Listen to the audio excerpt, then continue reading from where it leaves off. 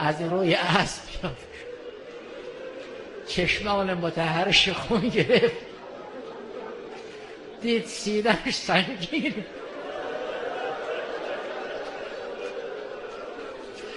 فرمود چشمم را که خون گرفت، من که تو را نمیبینم. لقد ارتقیت مرتقا عظیما، خیلی جای بلندی نشستی، میدونی کجا نشستی؟ جدم پیغمبر این دکمه های پیرهنم رو باز میکرد، از زیر گلو تا اینجا مکرر میبوسید.